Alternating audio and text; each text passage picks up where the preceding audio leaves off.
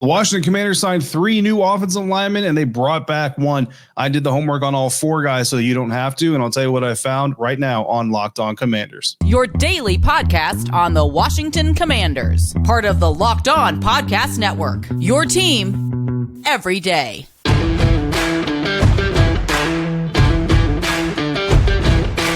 And welcome into this episode of Locked On Commanders, your daily podcast covering the Washington Commanders, part of the Locked On Podcast Network, your team every day. Thanks so much for making Locked On Commanders your first listen of the day every day. Don't forget that you can subscribe for free on YouTube or wherever you're listening to this podcast. And you can continue this conversation with me by becoming a Locked On Commanders insider. Join the ever-growing group of insiders by going to joinsubtext.com/LockedOnCommanders. Sign up today and you will get news, analysis, one-on-one conversations with me via text message. No hashtags, no apps, no filters, no need. You're going to get bonus content, conversations, insight directly to your phone, and then you can send me whatever you want straight to my phone. Again, joinsubtext.com/LockedOnCommanders to sign up today. I'm David Harrison, credentialed member of the media covering the Washington Commanders for CommanderCountry.com, a part of Sports Illustrated's FanNation, and I'm here with you every Monday through Friday, along with our everydayers. And as always, everydayers, I appreciate you continuing to come through and supporting the show. Today's episode is brought to you by FanDuel.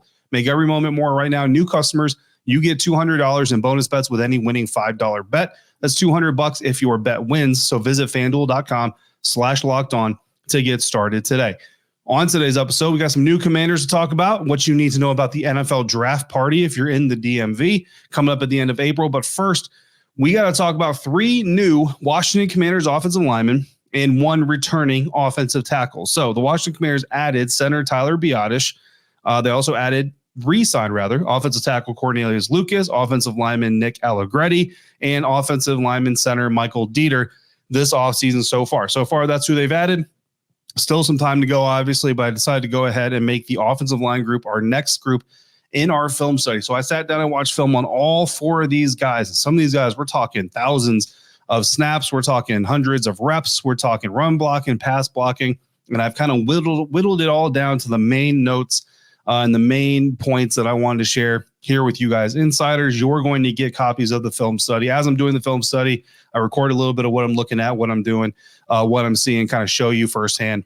So you'll get those in text message form. So keep a lookout for those on Tuesday.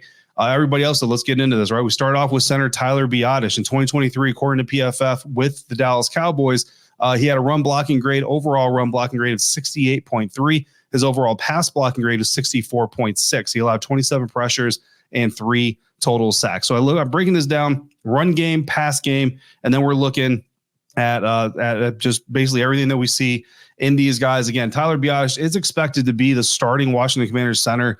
Last year, you watched him go from Nick Gates to Tyler Larson, and now this year, you're basically starting over fresh. Ricky Stromberg was drafted out of Arkansas. Maybe he was a potential guy that could develop into being that starting center, and certainly potentially could still be if that opportunity arises for him. But as of right now, I think Tyler Biadasz comes in to training camp, comes into the offseason workout program, which starts on Tuesday, as your starter there. And looking at his run game ability, I think he needs to be a little bit more intentional when he's taking on defenders and looking for work. So sometimes he can be a little bit, I don't want to call him soft, right? Because it's not soft, like he's not a soft dude.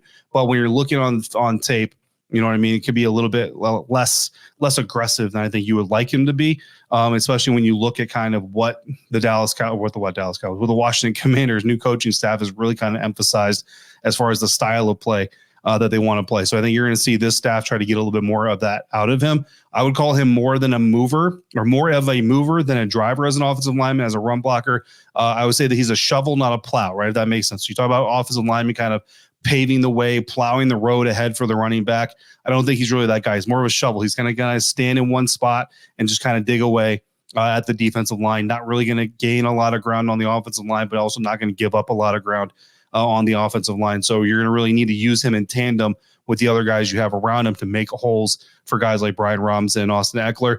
And that's basically the biggest thing I pulled away from his run game tape, is that these running backs, Brian Robinson, Austin Eckler, maybe Jeremy McNichols, Chris Rodriguez, a rookie that they may draft here at the end of the month, they're going to need to play around him, not through him. He's not a guy that you look at kind of think of like Ryan Jensen from the Tampa Bay Buccaneers before he got injured and ultimately ended up retiring.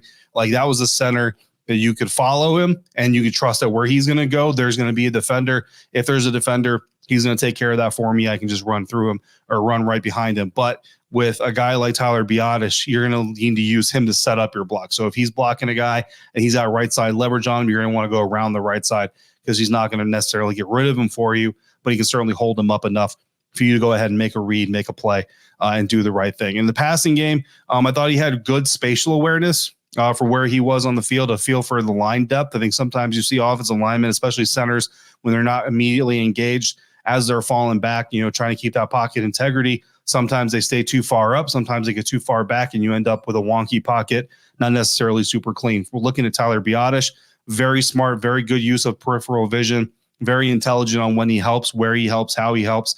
The football IQ, I think, when he's not directly engaged, really kind of shines. You kind of see him keeping his head on the swivel, really make smart plays on choosing which guard to help out at which time, and all those things. So I think that's all stuff that you really get excited about when you watch him. There's something in the film study that I sent to the insiders. You'll see you kind of looking at the pocket that they give to Dak Prescott. And there's actually one play where Dak throws an interception against the Green Bay Packers, but the pocket is just beautiful. I mean, it's you couldn't ask for a better pocket as an NFL quarterback. Again, his head stays on his swivel. He's always looking for work. Even when he's engaged, he's always looking to see, is there a stunt coming? Is there a guy coming from the second level, from my left, from my right, whatever side I'm on? And you really like that just ability to be engaged, but also continue to look around you and see what's developing. And a good communicator. You watch him multiple times, make a call, point out a Mike linebacker, point out a blitz coming, whatever it was, and you'd see Dak Prescott pretty much essentially right after Tyler Biadasz calls it out, he would call it out. So I think it's fair to say that Tyler Biadasz is much better in the pass protection part of the game, better as a communicator, as a block setter, as a blitz shifter than anything else. But I think as a team in Washington who we expect to be relying on a rookie quarterback, right? That's all very important. Take as much off the rookie quarterback as you possibly can. Don't make him come in year one and also set the protections, right? Let him kind of just lead off of Tyler. Let Tyler Biadasz set the protections and let the quarterback say, okay, that's my protection. That's where we're going. Now, how do I play off of that so he doesn't have to worry about all those things on the field? So overall, I think you come away liking what you see. Again, could use a little bit more aggression in the run game, could use a little bit more physicality in the run game as a first level blocker. But I think ultimately those are things you can scheme around, right? Scheme double team, scheme pulls, scheme movement, scheme, whatever you need to go ahead and help those guys. It's in the passing game that you really see Tyler Biadasz, I think, kind of shine. Even though, again, the PFF grades say otherwise. The PFF grades say he's a better run blocker than pass blocker. Again, I'm going to tell you what I see. PFF's going to tell you what they see. And I think that the truth is probably somewhere in between there. And at the end of the day, what really matters is what the Washington Commanders see. And obviously they see enough out of Tyler Biadasz to bring him onto the roster. They also saw enough out of offensive tackle Cornelius Lucas to bring him back. And he is next, followed by the other two new additions. Those tape studies, I'll tell you what I saw when I did the homework on those guys, coming up next on today's episode of Locked On Commanders, part of the Locked On Podcast Network, your team every day. This show is sponsored by BetterHelp. What is the first thing that you would do if you had an extra hour in your day? Maybe you'd go for a run, take a nap, hang out with a friend, read a book, watch a show, whatever it is you would do. A lot of us spend our lives wishing we had more time to spend in it. The question is, what would that time be used for? If your time was unlimited, how would you go about using it? Well, the best way to squeeze that special thing you're trying to make more time for into your schedule is to first identify why it's important to you and then how to make it a priority. Therapy can help you find what matters, but also how to help you help you find more time to do it. So if you're thinking of starting therapy, give BetterHelp a try. It's entirely online, designed to be convenient, flexible, and suited to your schedule. Simply fill out a brief questionnaire. You'll get matched with a licensed therapist from there. You can switch therapists at any time for no additional charge. So learn how to make time for what makes you happy with BetterHelp. Visit BetterHelp.com/lockedon today to get 10% off your first month. That's BetterHelp, HELP.com/lockedon.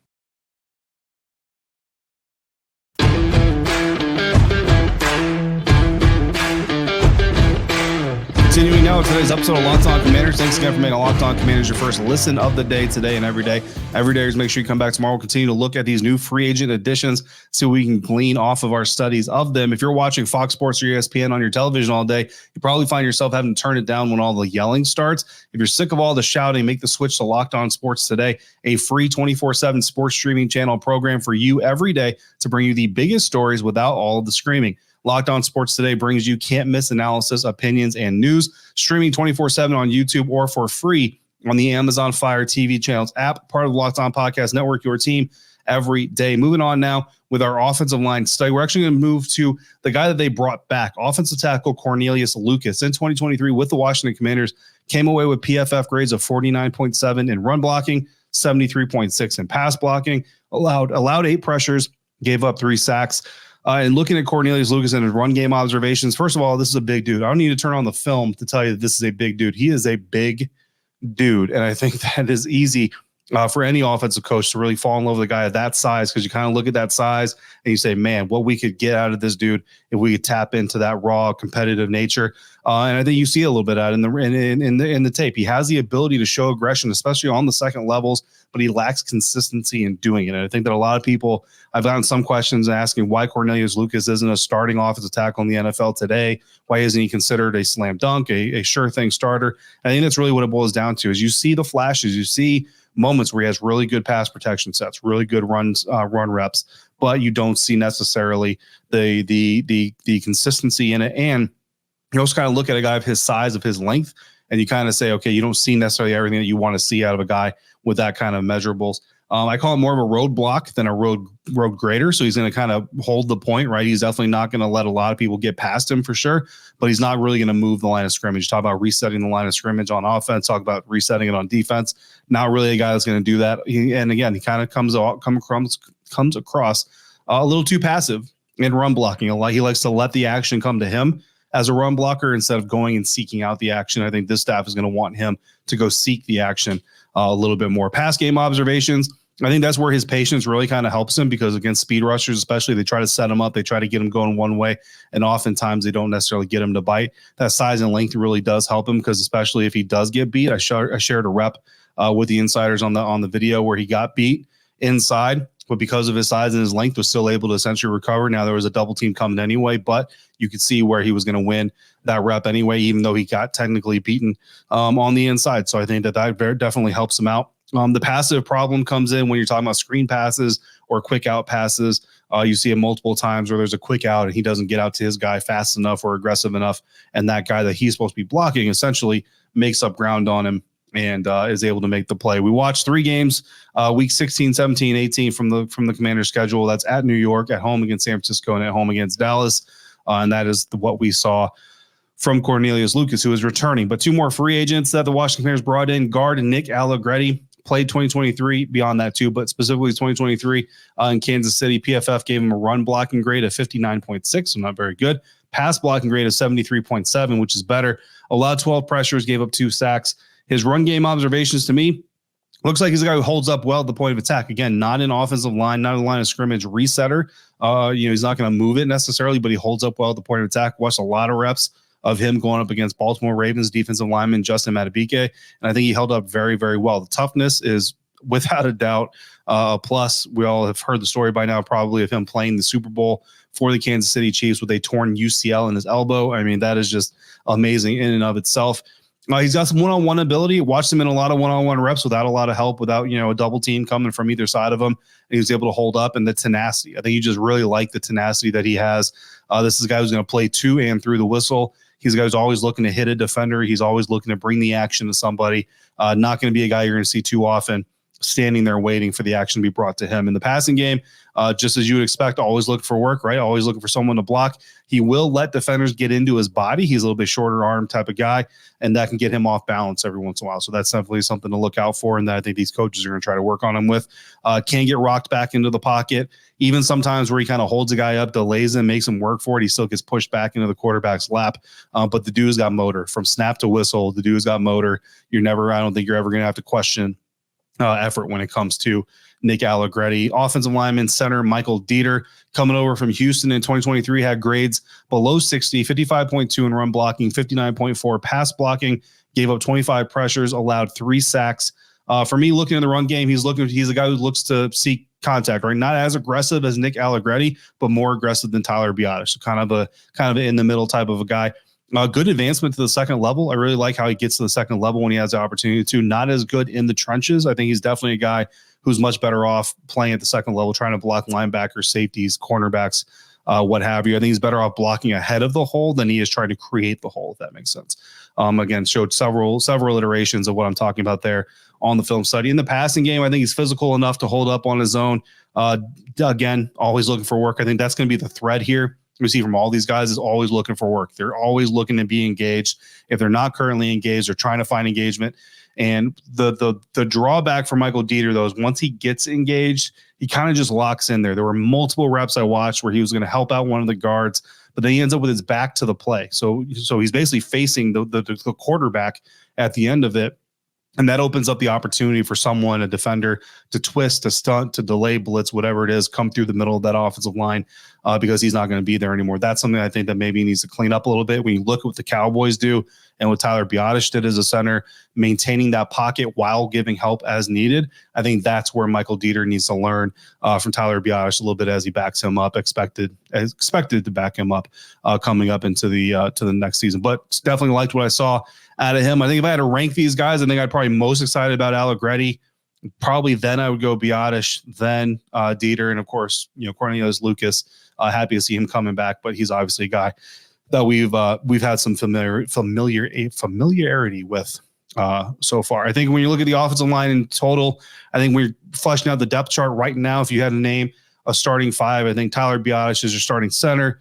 Nick Allegretti is your starting left guard. Sam Cosmi is your right guard. Andrew Wiley is your right tackle. Cornelius Lucas is your left tackle. Michael Deiter is probably your backup interior offensive lineman, along with guys like Ricky Stromberg. So I think that's your updated defensive line.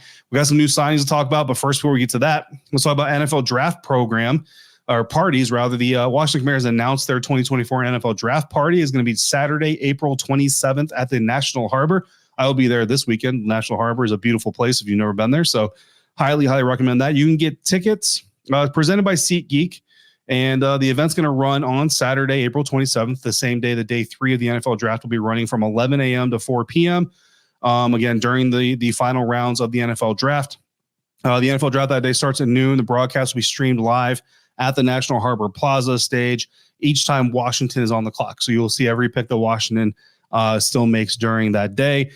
Major Tuddy is going to be there. Command Force, the Commanders marching band. There's also going to be some alumni in there. Janine, the in-game host, in-stadium host, is going to be there. Giveaways, appearances, and there's going to be some new Commanders merchandise also available, including the 2024 New Era draft hat. So you can also do that. If you register prior to attending the event, you have a chance to be selected for a photo and autograph opportunity with current players. So go to commanders.com/draft party to register for that. Look, if you're even thinking about going, I recommend you just get registered.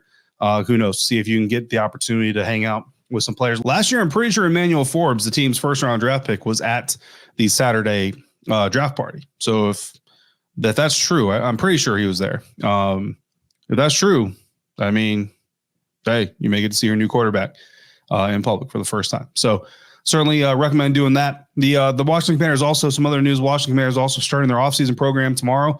They get to start 2 weeks earlier than not every other team, but other teams who don't have a new head coach. So teams with new head coach hires get the opportunity to start their offseason workout program 2 weeks earlier. So players are already in the area, but they will start their offseason workout programs tomorrow. So those things are getting started. Well, I should say Tuesday, if depending on when you're watching or listening to this. So a lot going on around the Washington Commanders, including 3 new players added to the roster on Monday. That's coming up next on today's episode of Locked On Commanders, part of the Locked On Podcast Network, your team every day. Today's episode of Locked On Commanders is brought to you by FanDuel, who says the sports calendar is loaded, and FanDuel is making it even more exciting for you to get in on the action, because right now, new customers, you get $200 in bonus bets with any winning $5 bet. That's $200 that you can then bet on the tournament, Major League Baseball, NBA, National Hockey League, whatever you want. So much more football futures. Right now, we're down to the Final Four in both men and women's tournaments. 2 number 1 seeds remain in the men's tournament. The Purdue Boilermakers and the UConn Huskies are both favored to win their Final Four matchups and meet in the national championship. On the women's side of things, Caitlin Clark and the Iowa Hawkeyes are racing into the Final Four, and they will be looking to be one of the main contenders to knock off the favored South Carolina women's basketball team on that side of things. Visit FanDuel.com/lockedon to make your first bet a big win, whether it's on the tournament, NFL futures, whatever you want. Go to FanDuel. FanDuel, America's #1 sportsbook.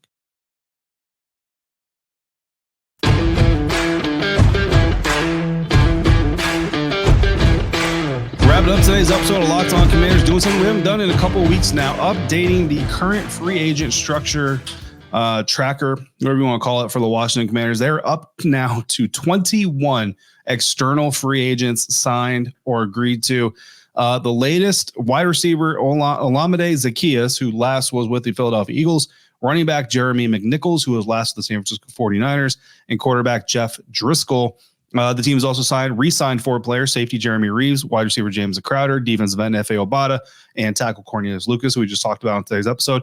Currently over the cap, reports their salary cap allowance to be $43.58 million. However, we are still missing contract data on 4 or 5 players. I think it's 4 players. Yeah, we're still missing 3 players. Sorry, we're missing the last 3: Olamide, Zaccheaus, Jeremy McNichols, and Jeff Driscoll. We don't have contract data on those guys yet, so that's $43.58 million, not counting their 3 contracts. So for me, I'm going to go a little bit over on the estimate. I'm going to say about $35 million in cap space actually remaining, and then effectively, when you take away the draft class coming up, probably $25 million remaining there. Projected 2025 salary cap, though, $100.45 million. So this Washington Commanders team, I mean, of the 24 contracts they have signed, 1, 2, 3, 4, 5, 6, 7, 8, 9, 10, 11, 12, 13, 14, 15 of them. 15 of the 24, and that's with 3 of them not counted yet. So, and I would anticipate all 3 of those are probably 1-year deals, which would take us to 18 of the 24 new contracts signed by the Washington Commanders, 1-year deals. So none of those guys have a future on the team solidified outside of the season. So currently the roster stands at 72 players. If you add the 9 draft picks that they have currently at the end of April, that takes you to 81, meaning that the Washington Commanders are only 9 players away from having a 90-man roster, which is what they will likely take into training camp. So Adam Peters and Dan Quinn doing very solid work on building out that roster. And of course, we will talk about more of these new additions on tomorrow's episode of Locked On Commanders. Actually, no, we won't. We'll have a mailbag episode tomorrow. Then we'll do another deep dive film study into some of these other new additions to the roster. And we're probably going to have a final mailbag for the weekend. We've got a lot of questions loaded up in the mailbag, so we're going to see if we can get through a lot of those. If you've got questions you want to add to the mailbag from YouTube, just drop them in the YouTube comment section. If you're an insider, just text me like you always do. Send me your questions. I will add them to the mailbag, and we will do as many as we can, as professionally and as well thought out as we can. So again, in the meantime, you got questions or comments, throw them in the YouTube comment section. Locked On Commanders Insiders, hit me, join subtext.com/Locked On Commanders to get in on that. Also, don't forget to check out Locked On Sports Today, the first ever 24/7 live streaming sports channel on YouTube. As always, thank you for making Locked On Commanders your first listen or your first view today and every day. Everydayers, thank you as always for coming through like you do. Until we speak again, if you're out and about, please be safe, be kind, and I'll see you next time for another episode of Locked On Commanders, part of the Locked On Podcast Network, your team every day.